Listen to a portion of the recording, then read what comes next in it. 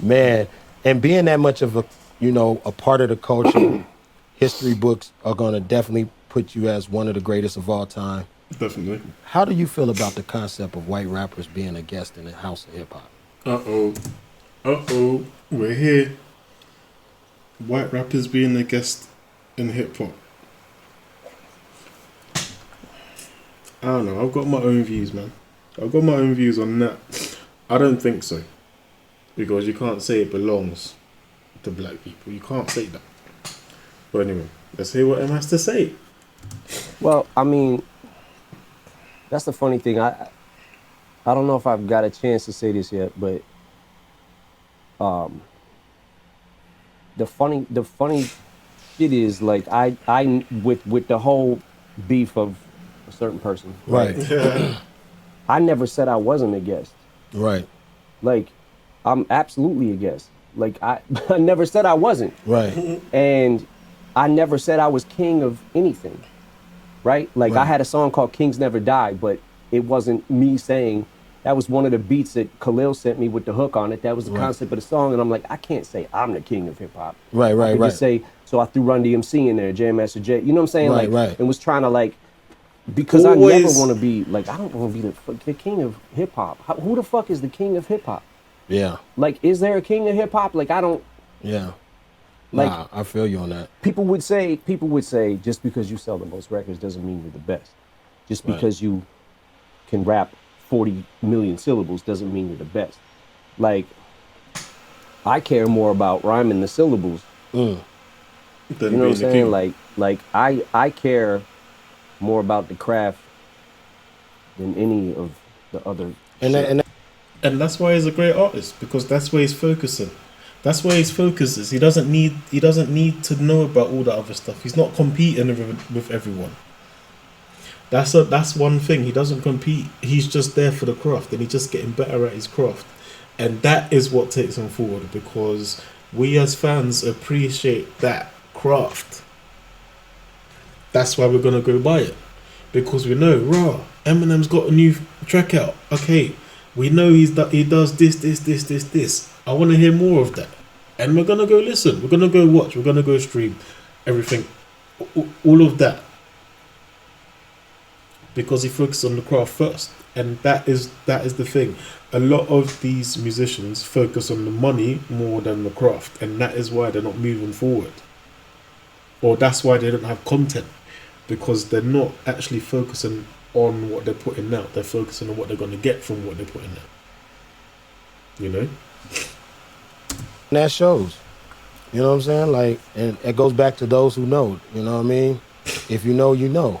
And I just don't get it sometimes. You know what I mean? I watch these rap media so-called critics and some music journalists, and so many of your bars and your messages goes over their heads. And, you know, they, like, even with the content conversation, I mean, you've been having content since day one. You got songs to prove it. You know what I mean? It's like sometimes I'm like, what is content? What are you talking about? What do you want me to talk about? Think about the first time you heard Rakim, right?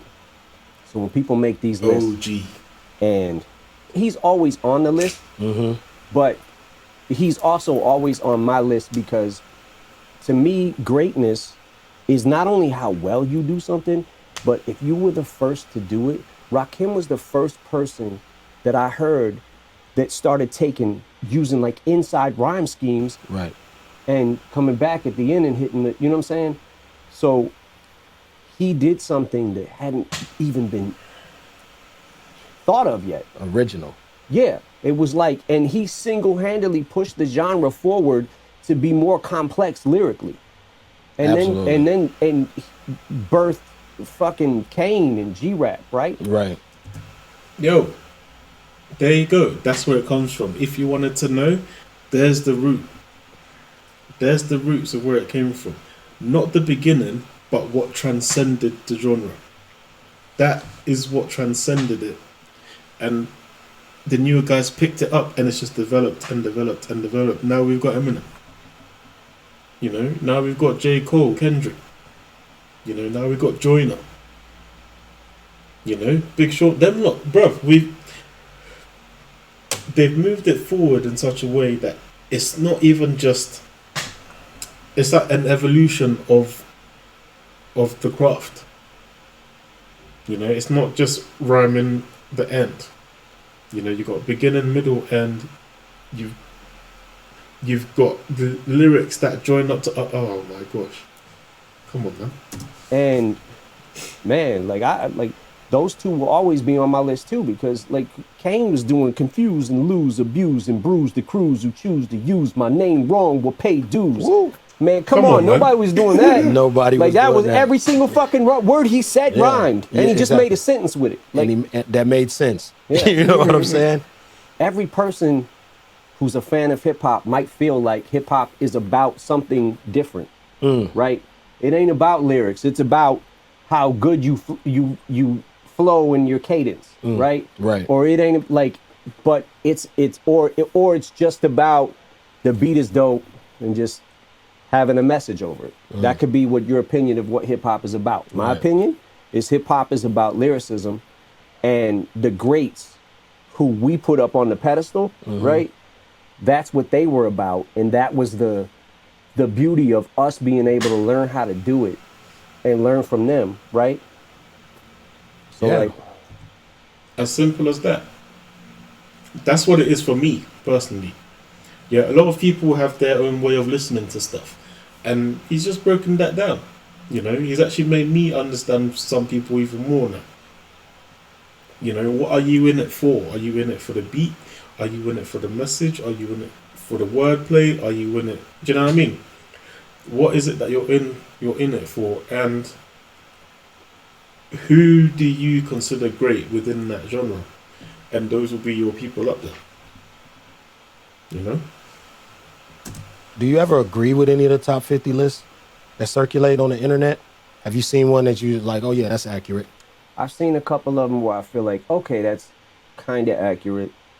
I don't ever want to come off as preachy or be like, you know, you don't understand what we do. We're so much smarter than you. No, it's not about that. But we do the craft, and we do rap at a certain level where we know, like game recognized game, right? Right. Like, you can appreciate Jordan because Jordan was like a spectacle to see, right? It was just like, holy shit.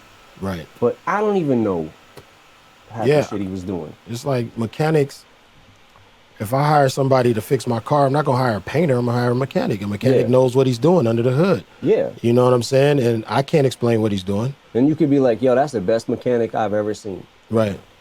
Like I saw what is it called? My expert opinion with Math Hoffa, right? Right. And it was an episode where they were talking about the verse that I did on the Fat Joe thing. And I was like, these are the guys who if I was coming up like as a rapper or just a fan of rap or whatever, I would want to hear from them because they do this too. Right. You know what I'm saying? Right. So it's like game recognized game. Like I don't know if this guy is the best mechanic in the fucking world. Right. I don't, you know what I'm saying? It's not my thing. But someone who is a mechanic might be like, yo, this guy he's the fucking GOAT. There you go.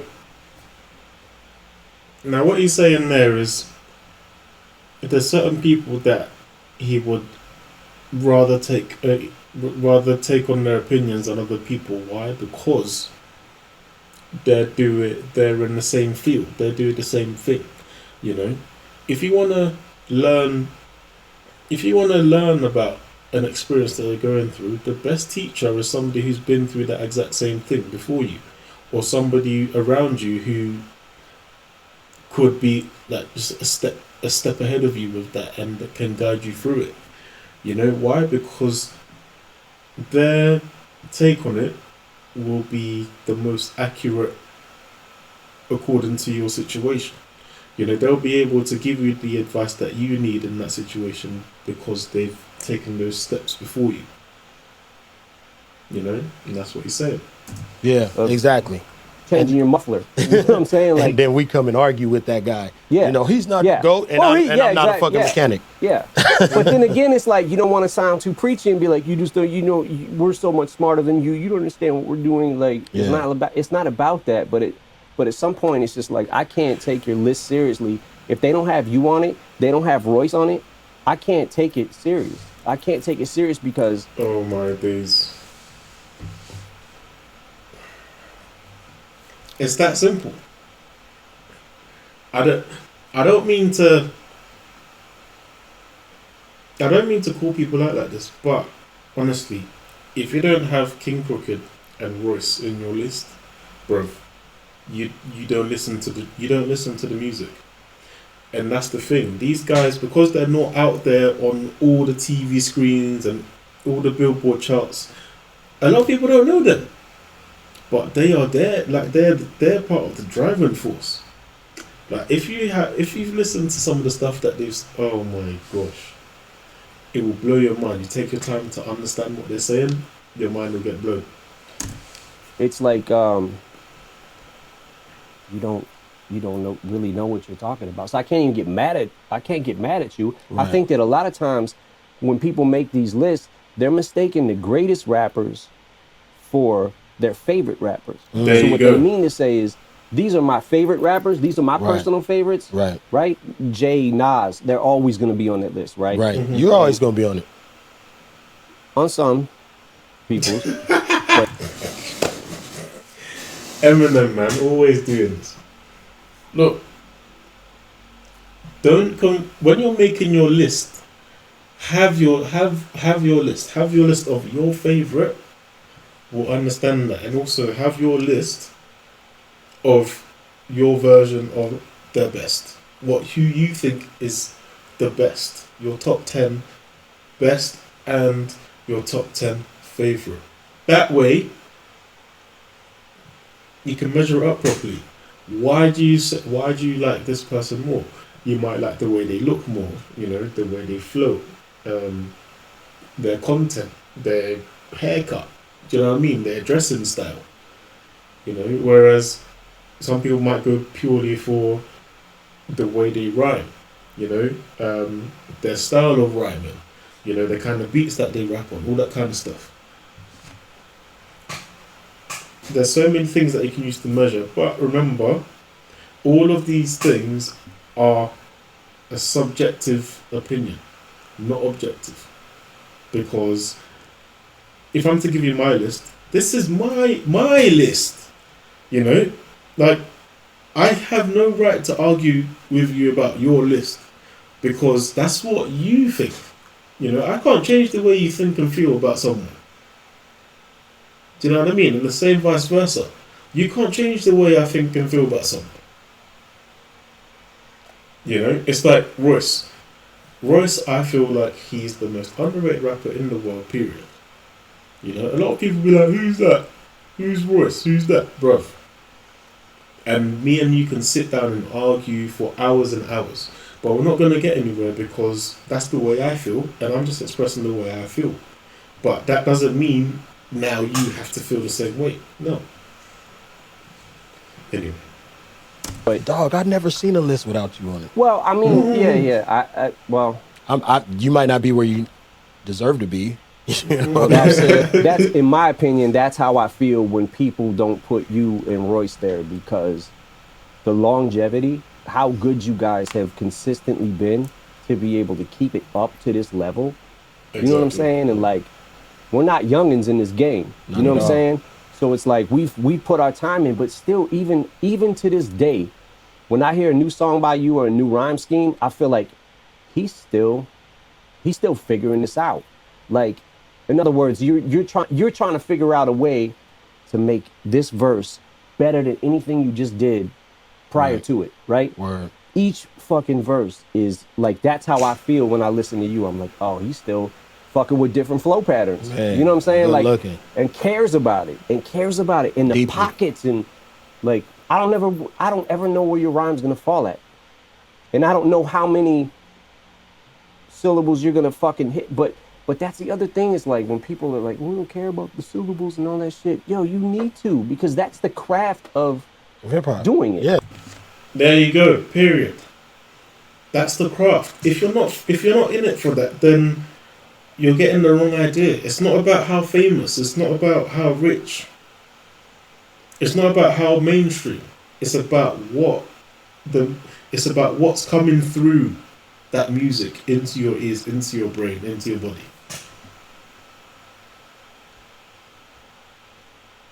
You know, what do you really enjoy about it?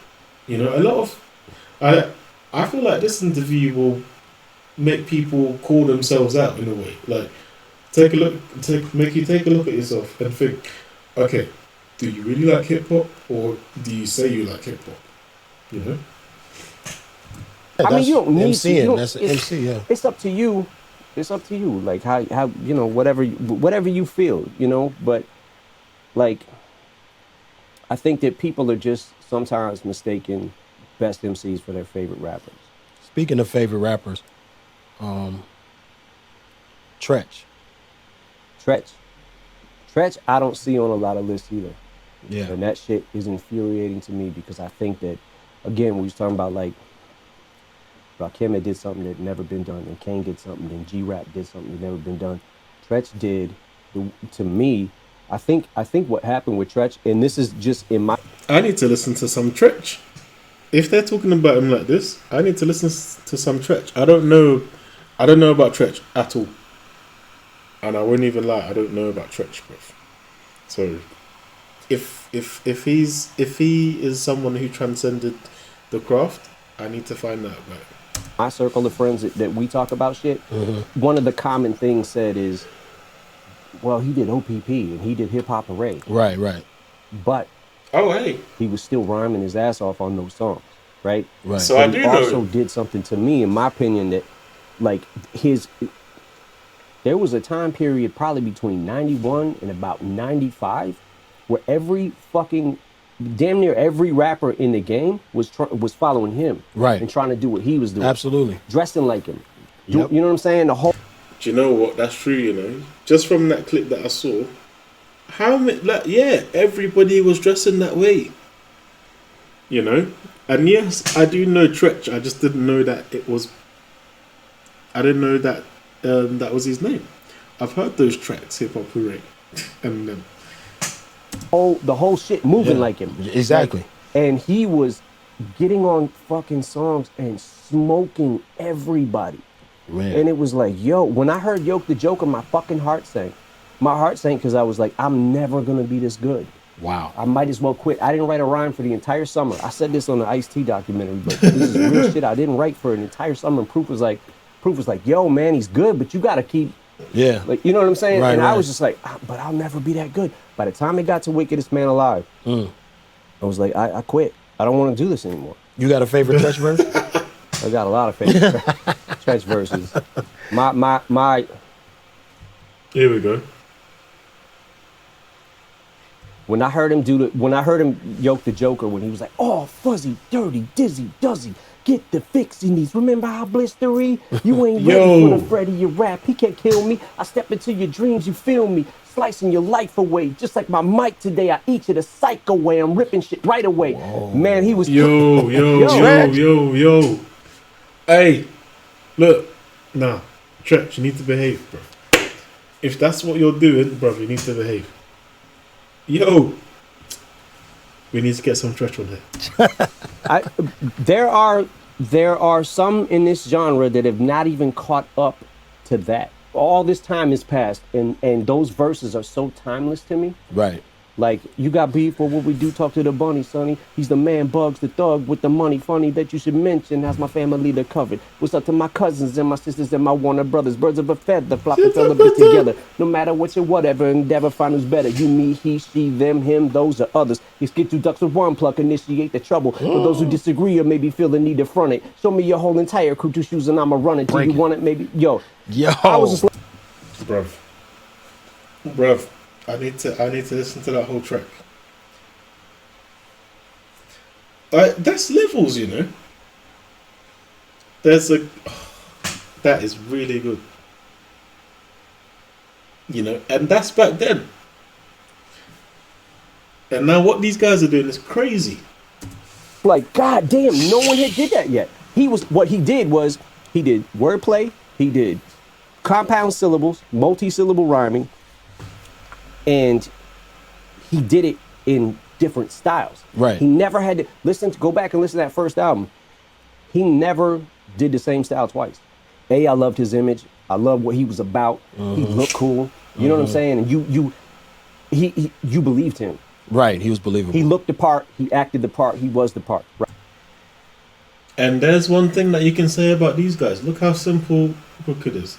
Eminem is always the same guy. You know, so you can always relate to them in their state. They're not switching up all the time every day. Do you know what I mean? It's like, I'm sure getting to know like someone like Eminem or Dr. Dre, every time you meet them, it's like they never change. You know, and for his, he's never changed. Right. So that's why I think a lot of rappers just kind of started going, and I did, like with my writing and shit. By the time the second album came out, I sounded just like him.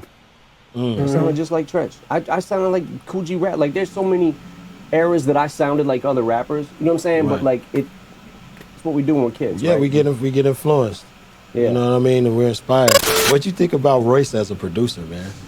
Hey, we're not ready for this question yet. Because, Royce is killer, bruv. Honestly, he might just be my new favorite rapper. Like officially, because he's up there, number one, number two. He's up there with Eminem, like that. You know, sometimes Royce is better. Sometimes Eminem is better. They're my 1 and 2. Is that weird? It's really fucking weird. I told him, years ago when we first met, I was like, you should, I said, because the way he was picking his beats and like his ear for him, I was like, why don't you just make beats? Because when I first started making beats and learned how to do it, you can control what you make, right? So it's like making the song, like Lose Yourself, and sitting there from like the beginning of the, like down to the end of the completed song, right? Like you can make that trajectory go wherever you want it to go, right? Right. Both of us were kind of still focused on rap, right? But he was like, I think he would have rather put his time into the pen, but kept telling him, like, even years later, like, man, I'm telling you, you'd be good at it.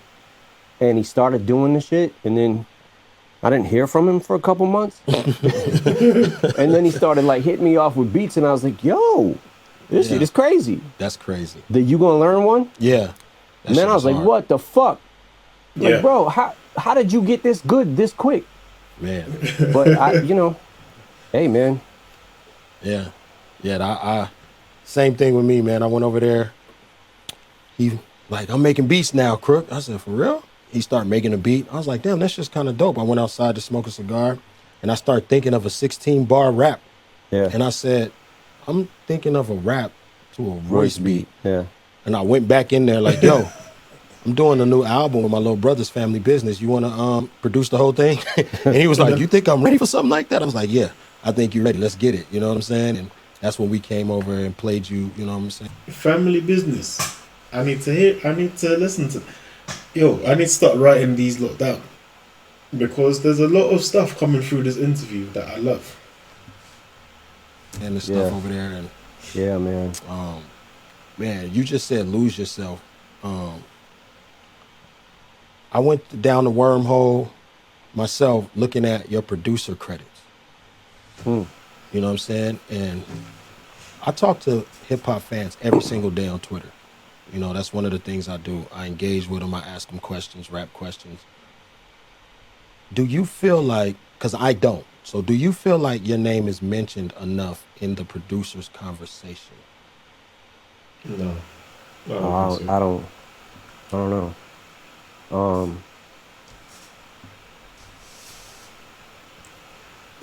No, I don't.